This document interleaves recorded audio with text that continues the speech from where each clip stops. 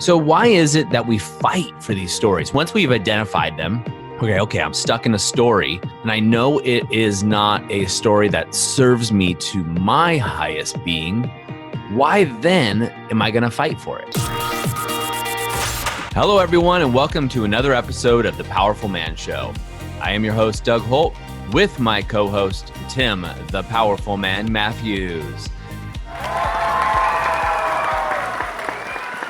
Tim, what's going on, brother? I'm feeling good. You? Good. Feeling better. I like podcast that. in a row. The lightness is setting. I was just saying before we started, I'm fighting for my story here, Doug. I'm fighting for the heaviness. You can see the lightness, but I'm fighting for the heaviness. It's so interesting. It's such a juxtaposition or difference. We're recording this podcast. Obviously, we're remote from each other.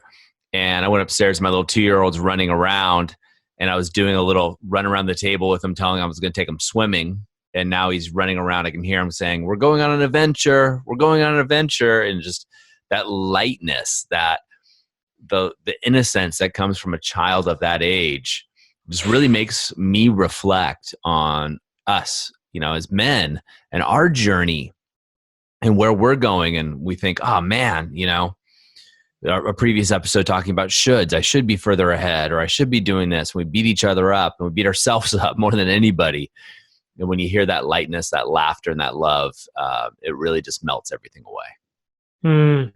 It's interesting, isn't it? Because as business owners, we often rely on ourselves so much and have to be so convicted in our decisions so often that, what then happens when you are fighting for your story because you've made a decision and built something up that you have felt so convicted in, and you end up fighting for it even though it's not serving you, Yeah. So in fact, that's not what I wanted to talk about today, but let's do it.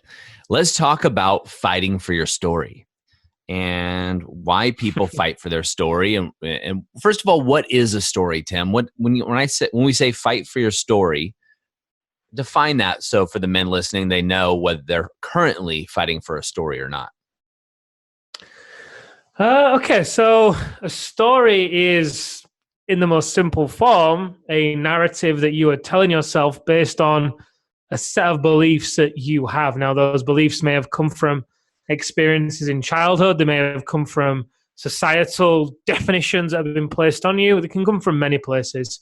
And as a result, through that filter, you then come up with a narrative about a situation, and you'll tell yourself it over and over and look for ways in which to make it be true and be right. And it can be very scary when you then become aware that the story you're telling yourself either isn't actually accurate or there's another way to looking at things. And so often, I've been guilty of this, and, it's part of growth. We then want to fight for that story because it's given us so much comfort and so much energy and emotion entangled within it. The more we tell ourselves it, the more we fuel it, and it becomes this monster that serves us, and it serves us by keeping us small and keeping us safe, where we can then, not risk anything, basically. Yet there comes a time when we realize that, hey, this story actually isn't serving me, and there's another side to this. And there's always a lag time in which you are going to fight for your story. I think it's human nature. I know I've been doing that to some degree with the growth that I'm experiencing in my relationship. The past three episodes, we've covered elements of this. This one, we're touching on it, and the way in which I've been fighting for the story is not what's going on and what I feel, because I still believe that to be true for me. I do believe that there's growth that I get to experience, and I get to experience with Amelia. Yet the story is the way in which that can unfold. It can either unfold with, I should be in a different place, or it should look different, or beating myself up, or judgment, or whatever it is, which there'll be a narrative to that. Or it can unfold from a place of gratitude about where we currently are, and with a a childlike curiosity and excitement about what may happen. And like we said on the last episode, then really enjoying every syllable, every verse, every note to the song instead of waiting for the song to finish, because all we're going to end up doing is playing another song anyway.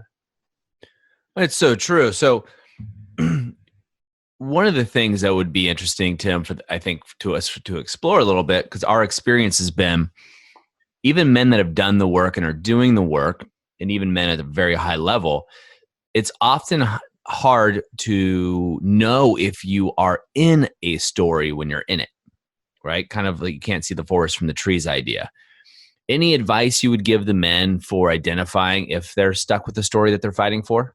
The results that you get in your life, if you're getting results in your life that you're not happy with, then you get to look at what's going on to create those results, the actions that you're taking. And behind the actions is the story, right? So, it'll start with, like I say, the result, and you can back into it from there. At which point, you then conversation's really important here, isn't it? Because we can't see our own blind spots. So I said in an episode a few episodes ago that the 4 things for me that were really key in me being able to navigate this really exciting point in my relationship with Amelia is 1, becoming aware of what was going on for me. So being able to lean into the story. 2, having people around me that I can then turn to and speak to. 3, then having some tools I can use to be able to dismantle the story, navigate through it. And then 4, having accountability. So becoming aware of it is key. And also then having people around you that you can speak to about it is so important, because if you're the one that's been telling the story without any outside perspective or outside input, then it can be pretty easy for you to just make a different story and still stay stuck within the confines of your story because you don't know what you don't know. Which is so true. And it's one of the things we were talking to the guys in the Brotherhood when we asked them, the Brotherhood's a 1-year program you have to go through for everybody else. You have to go through the activation method, graduate, and be invited into it. Now, the guys in the Brotherhood, one of the things they like about it the most is people calling out their BS, calling out their stories. So why is it that we fight for these stories? Once we've identified them, okay, I'm stuck in a story, and I know it is not a story that serves me to my highest being, why then am I going to fight for it? Because it's scary, isn't it? And I'm going to keep bringing it back to what I'm experiencing right now because it's easy. So for me right now, growing with Amelia in our relationship, expressing myself and expressing my desires at this next level and growing there is scary. I could have brought things up with her and she could have completely rejected the idea. She could have... I'm taking a risk in being seen in one of the most intimate places of my life where the stakes are then the highest. And it's the same in business. If I am then, let's say I'm going to go speak on stage and I'm holding back from speaking, it's taking a risk in being seen where, again, the stakes are still high because it's something that's so passionate to me. So although the story isn't serving me and it's not giving me the result I desire, it's that fear of being seen that holds us in the story, because the story is keeping us safe and therefore giving us comfort, even though it's not resulting in what we want. And that's where the tug of war comes in, isn't it? Because you don't want to have the result that you've got, yet you feel too afraid to make a change. So it's back and forth, back and forth, back and forth. And that can be very draining. And that's where often, if you don't spot the pattern, that's where the men will then turn to drugs, alcohol, porn, women, social media, working even harder, whatever it is, to try and fill themselves up because they've got this gaping gap from that tug of war. Hey guys, I want to interrupt this episode because I want to talk to you about something important. We put together a case study on how almost 300 men have taken control of their lives. They're 4Xing their business revenues, and they're having more connected and intimate sex, all without sacrificing their relationships or their health by using the activation method. Now, a lot of you have contacted us and they want to know how they're doing it. We put together this short 11-minute case study just for you, so you can see how these entrepreneurs are achieving this level of success. To get this case study, all you have to do is go over to thepowerfulman.com/11. Yep, that's 11. And you can get the case study right now. All right, it's only 11 minutes and it's going to show you exactly how these men have done it. All right, let's get back to the episode. And that tug of war, we've all been in it. It feels, oh gosh, when you're in that story and you're stuck in it, it feels like the only thing that could possibly be true. And oftentimes it feels like like a pit of dark abyss, right? You're in a pit of darkness. And although people are around you, you feel ultimately alone. You feel secluded and you hide, right? You hide because you don't want anybody else to see that you're in the story because you're a man and you're powerful and you don't want anybody else to know.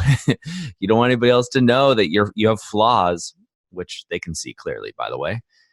So when you're in this and you're stuck in it, what do we do, Tim? How do we get out when we know, if we feel we're feeling trapped, we're feeling the story is consuming us. We know we're in it though, but we can't see our way out. What do we do? So coming back to those 4 steps, if the first step is spotting the pattern and the story, the second step is in obviously asking for help, reaching out and speaking to people. And what you'll realize is as soon as you then start to speak with people, and the key here is to speak to people that are before you. Speak to people that have gone through what it is that you are going through. Do not seek counsel, and we covered this in another episode. Do not seek counsel from people that are struggling with the same problem or haven't yet gone through it, because that's no good for you. It's more than likely going to either reaffirm a story that doesn't serve you or not help you at all, and then you'll just be more likely to think, well, what's the point? So ask for help, raise your hand. And, in doing so, again, luckily for me, because I've been in this position many, many times, I handle it very differently today than I did before. I remember it took me so long to raise my hand and ask for help after seeing the story, like literally weeks. I'd journal, I'd meditate, I'd listen to audiobooks, I'd try and figure it out myself. And it's often in a conversation with someone and really sharing with them how you're feeling and what's going on for you. And for me, I don't often articulate that very well because I'm often in a place of confusion and a place of vulnerability as well. So I don't really articulate that well, but I articulate it well enough so that I'm then able to get it out and get some feedback. And it's so key because within that feedback, obviously you get the feedback and you see what lands for you. Don't just take advice and follow every step of it if A, the person hasn't gone before you, and even B, see what lands for you, see what's true for you, because that person is still giving you the advice through their experience and through their filter of the world. And obviously, the better that filter is. For example, in the activation method, obviously we've worked with hundreds of men by this point, and there's a very specific pattern and story that comes up that ties into very certain lies that have been told, such as what it means to be a man and so on, that feed into this hold that the story has over them. So raise your hand, ask for help, explain it the best you can, and then see what lands for you from the feedback that you get. And don't rush it. Be with it. Be with the heaviness. Be with the sadness. Be with the feeling of weakness. As long as you are in the conversation and you are doing something about it, let the process unfold. If you rush it, you're going to miss the insights. Just be with it. And my advice to you as well would be to share with the people closest to you that you're just figuring some things out right now and it's not a reflection of them. It's got nothing to do with them. Because otherwise, more likelihood is you'll be having dinner with your wife and you won't be very present because you'll be thinking about things, or you'll your energy will be different. You'll be in a certain mood, and she might start saying, "Hey, God, why are you in a mood? Why can't you just be happy?" or whatever. But you're just going through your process. So I think the more that you can explain that and share that and just ask for space whilst you go through this, the better. Great advice. I mean, really sharing with people around you as you're going. Once you have the optics and you're in it, I think it becomes, you showcase yourself, as more of a powerful man by admitting your faults and vulnerabilities, as you did in a previous episode, Tim, so eloquently. I think that's when you're letting people in. You're also letting them know, look, it's not you, it's me. And that way it doesn't trigger their insecurities, because we all have them. We're all human and we have insecurities popping up left and right. I don't care if you're, the president of the United States or the prime minister or the Dalai Lama. You're going to have insecurities. I believe it's part of human nature. Be curious, by the way, to know what the Dalai Lamas would be. But when you look at this, once you've shared this with the people around you, get help, seek help. And as you said, Tim, go down a path of people that have been there before you. Because even if you're a logical brain person, like many of the men listening to this are, they know they're stuck, and then they're going, okay, well, logically, if I seek help, I'm going to have to end up paying somebody, and that's going to cost me, I don't know, I'm making these numbers up, 5, 10, 15, 20,000 pounds, whatever it means, dollars, whatever it is. What's the opportunity cost, right? So let's just say you do invest in bettering yourself. What's the opportunity cost in time, resources, mental anguish, people around you, in spending time in this pit of abyss, right? This strain, the strain it has on your relationships, the strain it has on your business. It's such a smarter investment to go out there and get the help that you need, whatever it be, from a professional, from a good friend, if you have that ability. Although I never advise, getting advice like this from a good friend. They're just, it's not the best optics. You need somebody who's independent, so to speak, and has your interest at heart.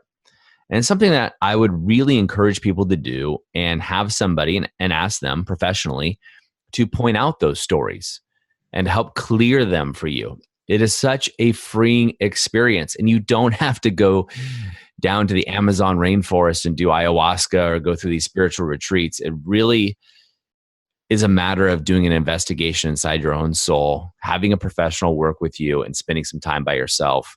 That is the first step, in my opinion. Yeah, I agree. Because, like I said, what I did yesterday when I had that call scheduled an hour, I was, in the town centre of Leeds getting some clothes. We go away tomorrow. I went back to the car to do my call, speak to this guy. He lasted 5 minutes instead of an hour. I then took myself through the process of the first step in the activation method, which is the truth. And the purpose of the truth is to break you free from the chains of society, to really understand the truth about yourself. So in that process, there are 4 steps: detach, release, remember, reinforce. And detach is to detach from the story. So I was then able to write a list of the story I was telling myself, and also what the truth is. Well, the truth is on the other side, the truth about myself, the truth about how I'm showing up. And in the process of that, I was then able to become aware of the story. Instead of the story being a whirlwind in my mind and stirring up all sorts of emotions in myself, I was able to see it clearly in front of me, which then put me in a position to be able to do something about it. And the second step was then to release. So I made a promise to myself in the car that I was going to have a clearing conversation with Amelia. I was going to share with her that, hey, this isn't anything about you. What I'm feeling right now isn't a reflection of you. It's a reflection of me. And it's work that I get to do on myself. I'm feeling insecure about myself right now. The stuff that I get to do here. And also I shared with her some other emotions that I was feeling as well, in order to clear some of the heaviness that I was feeling. And the third step of the truth is to remember who you truly are. So I went through the exercise we give the men to come up, to write out my identity, who I really am, away from the story, who I really am. And then I'll be completing that exercise. I actually want to get back from Santorini because I want to get an A1 sheet of paper. I'll create my Who Are You sheet, and I'll really be with that every day. And it feels exciting to do that. It's going to be a great exercise. And the final step is to remember. to reinforce. And that's where I'll go through some practices, which are more the tangible actions to be reinforcing and aligning to that identity every day, which then does what? Builds a different story, stacks the evidence for who I really am, because I'm seeing myself through the filter of truth, aside from the illusion, aside from the story, because while you're in the story, you're building evidence for the story, which then keeps you further in it, and it disempowers you even more. Beautiful. Well, Tim, on that note, let's wrap this up. A shorter episode than normal, but you just ended it with such a highlight. So, gentlemen, I advise you, I implore you to re-listen to this and actually take out these action steps. Perhaps you are living in a story, and perhaps it is time for you to make a change. I invite you to step into your own greatness and make that change now. Now is a good time. So with that episode, Tim, this is a wrap. Thank you guys for another exciting episode of The Powerful Man Show. Have an amazing day, and we'll see you next time.